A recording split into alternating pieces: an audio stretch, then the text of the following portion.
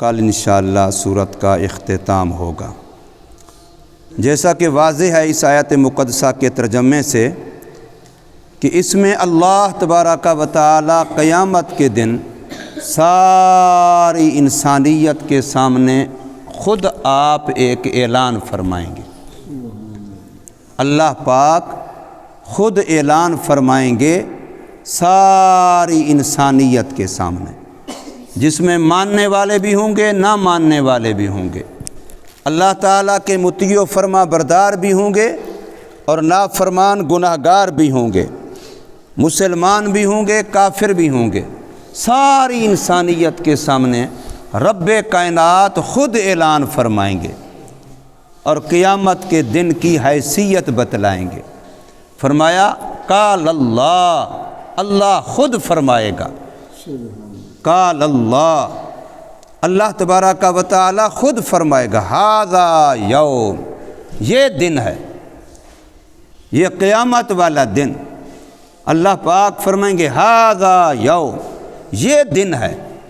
اس دن کے لیے ساری کائنات کے اندر نبیوں نے، ولیوں نے، صحابہ نے، نیک لوگوں نے محنتیں کی، مجاہدے کیے، کیا ہماری آخرت بن جائے، قیامت کے دن ہم سرخرو ہو جائیں، قیامت کے دن ہم کامیاب ہو جائیں، وہاں ہمیں رسوائی سے بچ جائیں، ناکامی سے بچ جائیں، عذاب، قہر، غضب، غصے سے بچ جائیں، جنت کے حقدار بن جائیں، جہنم سے بچ جائیں۔ اس دن کے لیے سارے لوگوں نے محنتیں کی۔ ھذا یوم، یہ دن ہے۔ کون سا دن؟ ایسا دن کہ ینفع الصادقین صدقہم، جس میں سچوں کو ان کا سچا ہونا نفع دے رہا ہے۔ سچ اصولی طور پر کہتے ہیں دل اور زبان کی موافقت کو، کہ جو دل میں ہے وہ زبان پر ہے، یہ سچ ہے۔ اور ایک معنی علماء نے سچ کا یہ کیا ہے کہ جو بہر واقع میں ہے وہ زبان پر ہے۔ میں کہتا ہوں کہ بہر فلاں آدمی کھڑا ہے، عمر نام کا آدمی کھڑا ہے، اب واقعتاً کھڑا بھی عمر نام کا ہے، تو میں نے سچ بولا۔ اور اگر میں نے کہا کہ عمر نام کا آدمی کھڑا ہے لیکن وہ زید نام کا، شاہد نام کا دوسرا کھڑا تھا، میں نے خلاف واقعہ بات کی، تو اب یہ میرا جھوٹ ہوگا۔ میں کہتا ہوں فلانا کھڑا ہے، وہ کھڑا نہیں تھا، وہ بیٹھا تھا، تو میرا جھوٹ ہوگا، اور اگر وہ کھڑا تھا تو میرا سچ ہوگا۔ تو ایک ہے خارج میں جو واقعہ ہوا ہے، اس واقعے کی خبر اگر اسی کے مطابق دی جیسے واقعہ ہے تو یہ صدق ہے۔ علماء نے صدق کی ایک تعریف یہ کی ہے۔ ایک صدق کی تعریف یہ کی ہے کہ میں سمجھتا کیا ہوں، میں نے سمجھا اپنے دل میں جو، اپنے عقل میں جو، اسی کو لایا زبان پر، چاہے وہ واقعے کے خلاف تھا یا واقعے کے مطابق تھا۔ میں نے سمجھا یہی تھا کہ عمر کھڑا ہے، اس لیے میں نے کہا بھی عمر کا ہے۔ میں نے اپنی سمجھ، اپنے دل دماغ کے مطابق جو سمجھا سو وہی بتایا، تو بس میں سچا ہوں، جائے کہ وہ عمر تھا یا زید تھا یا بکر تھا، کوئی تھا، لیکن جو میں نے سمجھا تھا میں نے وہی کہا، تو میں سچا ہوں۔ تو ایک ہے دل اور زبان کی موافقت، اس کو سچ کہا ہے، اور ایک ہے کہ بہر میں جو ہے اس کے ساتھ زبان کی موافقت، اس کو سچ کہا ہے۔ اور اگر دونوں ہی موافق ہوں کہ دل میں بھی وہی ہے، بہر میں بھی وہی ہے، زبان پر بھی وہی ہے، پھر اس کے تو سچے ہونے میں گویا سب کا اتفاق ہے، یہ سچ ہی سچ ہے۔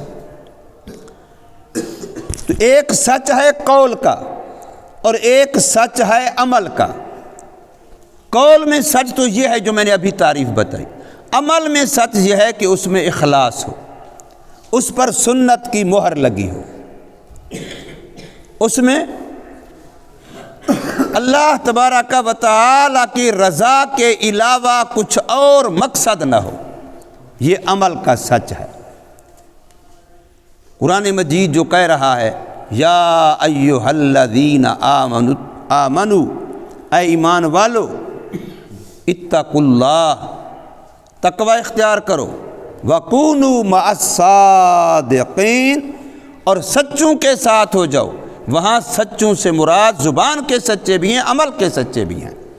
سیدنا صدیق اکبر رضی اللہ تعالی عنہ، جن کو صدیق اکبر کہا گیا ہے، سچوں میں سب سے بڑا سچا، صداقت جس پہ ناز کرتی ہے، سچوں میں سب سے بڑا سچا، تو وہ صرف یہ نہیں کہ زبان کے سچے تھے، بلکہ زبان پر جو تھا وہ بھی حقیقت تھی، اور پھر عمل کے اندر بھی اخلاص تھا، اعلیٰ درجے کا اخلاص تھا۔ اس لیے ایک حدیث پاک کا یہ مفہوم بنتا ہے کہ قیامت کے دن جب رب کائنات پورے جلال پر ہوں گے، انبیاء نفسا نفسی پکار رہے ہوں گے، زمین تانبے کی سورج نیزے کے برابر ہوگا، انسانیت پریشان پسینے میں شرابور ہوگی، اللہ کے عرش اور محمد کریم صلی اللہ علیہ وسلم کے لواء الحمد، اس کے علاوہ کوئی سایہ نہیں ہوگا۔ تو اس وقت جب لوگ انبیاء کے پاس جائیں گے تو انبیاء بھی کہیں گے ہمیں اپنی فکر ہے، ہمیں اپنی فکر ہے۔ اللہ جلال میں ہے، کوئی سامنا کرنے کی تاب نہیں لاتا۔ تو حدیث پاک میں آتا ہے، محمد کریم صلی اللہ علیہ وسلم نے فرمایا کہ میں اپنے صحابی حضرت ابو بکر صدیق رضی اللہ تعالی عنہ کو حساب کتاب کے لیے پیش کروں گا۔ جب سیدنا صدیق اکبر پیش ہوں گے تو اللہ تعالیٰ کا جلال جمال میں بدل جائے گا، وہ غصہ پیار میں بدل جائے گا، وہ جلال کی کیفیت جو جس سے قوم انسانیت مرعوب اور ڈر رہی تھی وہ محبت میں بدل جائے گی۔ تو سیدنا صدیق اکبر کا گویا پوری انسانیت پر احسان ہو جائے گا، پوری انسانیت ان کی احسان مند ہو جائے گی۔ یہ وہ صحابہ ہیں جن کو محمد کریم صلی اللہ علیہ وسلم نے اپنے مدرسے میں تیار کیا ہے، جو آپ آج بھی صفہ کے نام سے وہاں حضور صلی اللہ علیہ وسلم کے قدموں کی طرف چبوترے بنے ہوئے ہیں، اصحاب صفہ کے چبوترے۔ آج بھی مسجد نبی میں اللہ آپ کو لے جائے، اونچی جگہ ہیں، وہاں لوگ وہاں کثرت سے بیٹھ کے تلاوتیں کرتے ہیں، کئی سارے لوگ وہاں علماء بیٹھے ہوتے ہیں، ان سے جا کے حدیث کا، ترجمے کا، دین کا کوئی سبق پڑھتے ہیں کہ ہمیں یہاں برکت کے لیے اس مدرسے کی یاد تازہ ہو جائے کہ میں بھی اس مدرسے میں بیٹھ کے پڑھا ہوں۔ علماء کو پکڑ کے وہاں لے آتے ہیں، یہاں بیٹھ کے آپ مجھے ایک حدیث پڑھا دیں۔ علماء کو درخواست کر رہے، خود عالم ہوتے ہیں، شیخ الحدیث ہوتے ہیں، لیکن اپنے سے بڑوں کو وہاں درخواست کر رہے ہوتے ہیں کہ یہاں بیٹھ کے ہمیں ایک حدیث، ایک سبق پڑھا دو، 2 منٹ کا پڑھا دو، تاکہ میں بھی اسی مدرسے کا طالب علم بن جاؤں جو مدرسہ میرے آقا محمد الرسول اللہ صلی اللہ علیہ وسلم نے مسجد نبوی میں شروع کیا تھا۔ تو چبوترے اصحاب صفہ کے آج بھی موجود ہیں۔ تو فرمایا آج سچوں کا سچ ان کو کام آ رہا ہے، اور یہ اعلان کون کر رہا ہے؟ خود اللہ کر رہا ہے، خود اللہ اعلان کر رہا ہوگا کہ ھذا یوم ینفع الصادقین صدقہم، آج کا یہ دن ہے کہ جہاں سچوں کا سچ، مخلصین کا اخلاص، اللہ والوں کی ولایت، سنت کی غلامی کرنے والوں کی غلامی آج ان کے کام آ رہی ہے، آج ان کو انعامات سے نوازا جا رہا ہے۔ جیسے ہمارے ہاں کوئی بھی یونیورسٹی ہو، کوئی بھی کالج ہو، کوئی بھی ادارہ ہو، کوئی بھی ہنر سکھانے والا ہو، تعلیم سکھلانے والا ہو، تو وہ اچھے نمبروں میں پاس ہونے والوں کو، پوزیشن ہولڈروں کو وہ انعامات سے نوازتے ہیں، اعزازات سے نوازتے ہیں، ان پر پھول نچھاور کیے جاتے ہیں، ہار پہنائے جاتے ہیں۔ تو ایسے اللہ تبارک و تعالی وہاں اپنے ان بندوں کو جو صدق لے کے آئیں گے، اخلاص لے کے آئیں گے، تو اللہ خود فرمائیں گے آج سچوں کا سچ، مخلصین کا اخلاص ان کے کام آئے گا، آج میں ان کی حوصلہ افزائی کروں گا، ان کی عزت افزائی کروں گا، اور میری طرف سے ان کو انعامات سے نوازا جائے گا۔ تو فرمایا قال اللہ تبارک و تعالی ارشاد فرمائیں گے ھذا یوم ینفع الصادقین صدقہم، یہ وہ دن ہے جہاں کام آئے گا، نفع دے گا، فائدہ پہنچائے گا مخلصین کو، سچوں کو ان کا اخلاص، ان کا سچا ہونا۔ وہ کیا فائدہ ہوگا؟ لہم جنات، ان کے لیے باغات الاٹ کیے جائیں گے، جنت کے باغات ان کے لیے الاٹ کیے جائیں گے۔ دنیا کے مرلوں کے پیچھے مرنے والے، حدیث پاک میں ہے، بخاری شریف میں حدیث کڑی ہے، فرمایا ساری دنیا کی ساری دولتیں ان کی قیمت لگا لی جائے، جو خزانے ہیں، معدنیات ہیں، سونے ہیں، چاندی ہیں، جواہرات ہیں، جتنے بھی تمہارے تصور، خیال، وہم میں دنیا کی دولتیں آ سکتی ہیں، ان ساری کا مجموعہ قیمت اکٹھی کر لی جائے تو فرمایا جنت کی اتنی زمین کی قیمت نہیں بن سکتی جس میں بندہ اپنا چابک سوٹی رکھ سکے۔ پاؤں نہیں، چابک سوٹی، چابک سوٹی جو بیت لکڑی ہاتھ میں ہے، وہ لکڑی رکھ سکے، اتنی زمین کی قیمت بھی یہ ساری دولت نہیں بن سکتی۔ جنت کی زمین اتنی قیمتی ہے، لیکن میرا رب ادنا سے ادنا جنتی کو بھی جو جنت عطا فرمائیں گے وہ اس ساری دنیا سے 10 گنا بڑی ہوگی، اس ساری دنیا سے 10 گنا بڑی ہوگی۔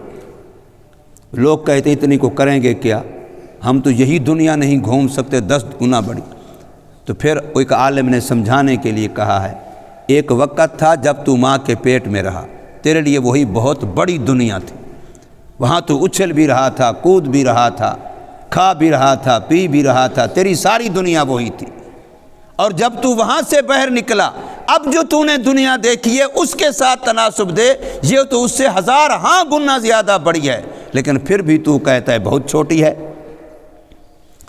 وہ دنیا جس میں تو پہلے ماں کے پیٹ میں رہ کے آیا، اس کے مقابلے میں جو تجھے یہاں بنگلے، گھر، یہاں گاؤں، یہاں شہر، یہاں ملک، یہاں جو روڈ، یہاں جو سیر گاہیں تجھے ملی ہیں، یہ تو اس سے کروڑاں حصے بڑی ہے نا۔ لیکن پھر بھی تو کیا کہتا ہے، یار ابھی تو بڑی دنیا پڑی ہے، ہم گھوم نہیں سکے، زندگی پہلے ختم ہو گئی، اسباب نہیں ہیں۔ اگر ہمارے پاس اسباب ہوتے، جہاز ہوتے، فلاں ہوتے، ہم دنیا بڑی گھومتے۔ تو وہاں تو اللہ تبارک و تعالیٰ وہ جو دیں گے وہ اس سے 10 گنا بڑی کہہ رہے ہیں نا، لیکن تو 1000 گنا بڑی دنیا میں آ کر کے بھی اس کو چھوٹا سمجھ رہا ہے۔ تو بالکل جب جنت میں جائیں گے، جو جنت میں جانے کے بعد یہ دنیا ایسے لگے گی جیسے دنیا میں آنے کے بعد ماں کا پیٹ لگتا ہے، کہ وہ کتنی تنگ جگہ تھی، ایسے ہی دنیا لگے گی کہ ہم یار اس میں رہ کیسے رہے تھے، وہ کوئی رہنے کی چیز تھی، وہ تو تڑپنے پھڑکنے کی جگہ تھی۔ تو اس لیے فرمایا اللہ تبارک و تعالی ان کے لیے باغات الاٹ فرمائے، باغ نہیں فرمایا، جنات، جمع کا صیغہ ہے، واحد کا نہیں ہے، جنات، واحد تو جنت ہوتا ہے، بہت سارے باغات جن کو خود اللہ بہت سارے کہہ رہا ہے، اتنی بڑی ذات جن کو بہت سارے کہہ رہی ہے، ان کے لیے باغات الاٹ ہوں گے۔ اور صرف باغات نہیں، تجری من تحتہا الانہار، ایسے باغات ہوں گے جن کے محلات اور مکانات ایسے صاف شفاف کہ ان کے نیچے بھی پانی کی، شہد کی، دودھ کی نہریں بہہ رہی ہیں۔ خالدین فیہا، رہنے والے ہوں گے ان میں، پھر خطرہ بھی نہیں ہوگا وہ مرنا ہے، جنازہ اٹھ جائے گا، بوڑھا ہو جاؤں گا، بیمار ہو جاؤں گا، نہیں، نہ کوئی بیماری کا نام ہوگا، نہ بڑھاپے کا نام ہوگا، نہ موت کا نام ہوگا، موت خود کو موت آ جائے گی۔ خالدین فیہا ابدا، اس میں رہیں گے ہمیشہ ہمیشہ ہمیشہ ہمیشہ ہمیشہ، جس کی کبھی کوئی انتہا۔ اس لیے ہم کہتے ہیں یہ میرا گھر نہیں ہے جس سے میرا جنازہ اٹھے، یہ میرا گھر نہیں ہے جس کا کوئی اور کل وارث بن جائے، یہ میرا گھر نہیں ہے جس سے مجھے ٹھڈے مار کے نکال دیا جائے، یہ میرا گھر کبھی مجھے یہاں سے پولیس گرفتار کر کے لے جا رہی ہے، کبھی مجھے کوئی اور کہاں سے، وہ جس کو گھر سے اٹھایا، اس کو گھر سے گرفتار کیا، یہ بھی ملا میرا گھر ہے۔ گھر تو وہ ہے جس کو قرآن کہہ رہے دار السلام، سلامتی والا گھر، دار البقاء، باقی رہنے والا گھر، دار الخلود ہمیشہ والا گھر، دار الامن بے خوف والا گھر، جہاں ڈر خوف کا نام بھی نہیں ہوگا، وہ گھر ہے۔ اس گھر کے لیے فرمایا فَلْيَتَنَافَسِ الْمُتَنَافِسُونَ، اب یہاں مقابلہ کرو، دوڑ لگاؤ، ریس لگاؤ، میں جنت تیرے سے زیادہ حاصل کروں گا۔ اور یہ ریس صحابہ نے لگائی ہے، الحمدللہ، ریس لگاؤ۔ 1500 سال گزر گئے، یہ 15ویں صدی چل رہی ہے، اب بھی فلسطین میں ایک بندہ مٹھائی تقسیم کرتا ہوا دکھایا گیا ہے، کیوں؟ میرے بچے شہید ہو گئے، میں شہیدوں کا باپ بن گیا۔ یار کہنا آسان ہے، بچے شہید ہوئے، بچے، وہ شہیدوں کا باپ مٹھائی تقسیم کر رہا ہے، اپنے ہاتھ سے تقسیم کر رہا ہے، خود کر رہا ہے، یہ نہیں کہ دوسروں کو دے دی کر دو میری طرف سے، اور وجہ یہ بتا کے کر رہا ہے کہ میں شہیدوں کا باپ بن گیا ہوں، اللہ نے میرے بچے اپنے لیے قبول کر لیے ہیں۔ 1400 سال بعد بھی اللہ نے دکھایا کہ مسلمانوں میں ایمان باقی ہے، اللہ کی محبت باقی ہے، کہ اللہ کی محبت میں اپنی اولاد جیسے پھول قربان کر رہے ہیں۔ تو فرمایا کہ اس جنت میں ہمیشہ ہمیشہ رہیں گے۔ جنت میں جب جنتیوں کو نعمتیں ملیں گی، یہ حدیث پاک میں بھی آتا ہے، تبلیغ والے بڑا بہترین مذاکرہ کرواتے ہیں اس کا، جنت کا، اور میں نے وہ مذاکرہ اپنے اس سفر کے دوران کاپی میں لکھا تھا، شاید کہیں پڑھا ہو، کہ بھی جنت کیسی ہوگی، اس کا ایک نقشہ، ایک منظر پیش کرتے ہیں۔ تو جب جنتیوں کو جنت میں نعمتیں مل جائیں گی، اللہ کی طرف سے اعلان ہوگا حل من مزید، کچھ اور چاہیے، تو سوچ کے کہیں گے ہم نے تو کبھی ان کا سوچا جتنا مل گئی ہیں، ہم نے سمجھا تھا چلو بس مار سے بچ جائیں، غنیمت ہے۔ جنت کی نعمتیں، اتنی نعمتیں جو آج تک ہمارے وہم و گمان خیال میں نہیں آئی تھی، اس سے زیادہ مل چکی، ہم نے تو نہ دیکھنے کی، نہ سننے کی، نہ کھانے کی، نہ پینے کی، جو مل چکی ہم نے کبھی سوچی نہیں تھی، اب مزید ہم کیا کہیں، ہماری تو سوچ سے پہلے ہی زیادہ مل چکا ہے، اتنا زیادہ، حل من مزید، کچھ اور چاہیے۔ تو ان میں سے جو سمجھدار ہوں گے وہ کہیں گے اپنی طرف سے جواب نہ دو، اب بھی علماء سے پوچھو، خود جواب نہ دو اللہ تعالیٰ کی اس بات کا، علماء سے پوچھو۔ جب علماء کی رجوع کریں گے تو علماء کہیں گے جواب نہ دو، ہاں ابھی اور بھی چاہیے، وہ کیا؟ اللہ تیرا دیدار چاہیے۔ ان نعمتوں کو دیکھ کے خود جواب نہ دو کہ بس ہمیں سب کچھ مل گیا، مزید کسی چیز کی ضرورت نہیں ہے، ہمارے وہم و گمان سے زیادہ مل گیا، نہیں، فرمایا جواب نہ دو، علماء کی طرف رہنمائی کرو۔ یہاں امام بخاری نے بھی لکھا ہے کہ جنت میں بھی علماء کی رہنمائی کی ضرورت پڑے گی، لیکن انہی کی ہوگی جو دنیا میں بھی علماء کو رہنما مانیں گے، جو دنیا میں بھی علماء کے ساتھ واسطہ تعلق محبت رشتہ رکھیں گے، تو وہاں جنت میں بھی علماء کی رہنمائی ان کو کام آئے گی۔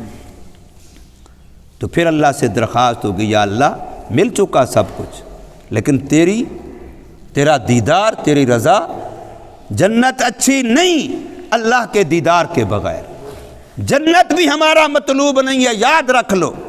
ہمارے اکابر نے صراحتاً لکھا ہے اگر جنت میں اللہ کا دیدار نہ ہوتا ہم اللہ سے جنت بھی نہ مانگتے، ہم تو اللہ کے طالب ہیں، ہم تو اللہ کے طالب ہیں، اللہ تجھ سے تجھ ہی کو مانگتا ہوں، از ترا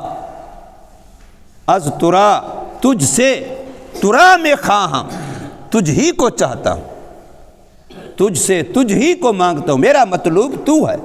لا الہ الا اللہ کا ایک معنی یہ ہے نہیں کوئی مطلوب سوا اللہ کے، میرا مطلوب ہی اللہ تعالیٰ ہے، میری چاہت، میرا مقصود ہی اللہ تعالیٰ ہے، میں تو اللہ کا طالب ہوں، جنت میرا مطلوب اور مقصود نہیں ہے۔ جنت تو اگر مطلوب بن گئی وہ تو غیر اللہ ہے، وہ خدا تھوڑی ہے، ہمارا مطلوب صرف اللہ ہے۔ اس لیے فرمایا جب اعلان ہوگا کہ حل من مزید، تو علماء بتلائیں گے کہ ہاں آئے اللہ ابھی تیرا دیدار باقی ہے اور تیری طرف سے رضا کا اعلان باقی ہے۔ پھر اللہ تعالیٰ اعلان فرمائیں گے سن لو سارے جنت والو، میں تم پہ راضی ہو چکا اور آج کے بعد کبھی ناراض نہیں ہوں گا۔ حدیث پاک میں ہے، ساری کتابوں میں موجود ہے، جب یہ اعلان اہل جنت سنیں گے تو جتنی بھی اس سے پہلے نعمتیں مل چکی تھیں، کھانے کی، پینے کی، پہننے کی، سواری کی، جنت کی حوریں مل چکی تھیں، کہیں گے کسی نعمت کا مزہ اب مزہ ہی نہیں رہا جو مزہ اس اعلان کے سننے میں آیا ہے۔ اللہ راضی ہو چکا، پھر کبھی ناراض نہیں ہوگا۔ پھر کتنے خوش قسمت ہوں گے، بعضوں کو روزانہ اللہ کا دیدار ہوگا، بعضوں کو ہفتے میں ایک دفعہ، بعضوں کو مہینے میں ایک دفعہ، لیکن اللہ کا دیدار حسب درجات جنتیوں کو ہوتا رہے گا۔ تو یہاں پر فرمایا رضی اللہ عنہم، اللہ ان سے راضی ہو چکا۔ یہ اعلان کب ہوگا؟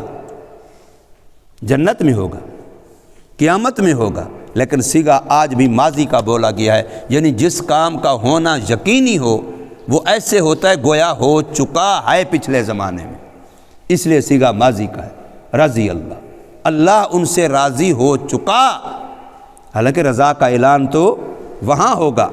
وَرَضُوا عَنْ، اور وہ لوگ بھی، جنت والے بھی اللہ سے خوش ہو گئے، دونوں طرف سے رضامندی۔ اور فرمایا یہ والی بات کہ جب اللہ راضی ہو جائے، بس ذالک الفوز العظیم، یہ بڑی کامیابی ہے۔ پلاٹو مکانوں میں، کاروں میں، بینک بیلنس میں کامیابی، کامیاب وہی ہے جس نے اللہ کو راضی کر لیا۔ ذالک الفوز العظیم، یہ بڑی کامیابی ہے۔ اللہ تبارک و تعالی ہم سب کو نصیب فرمائے۔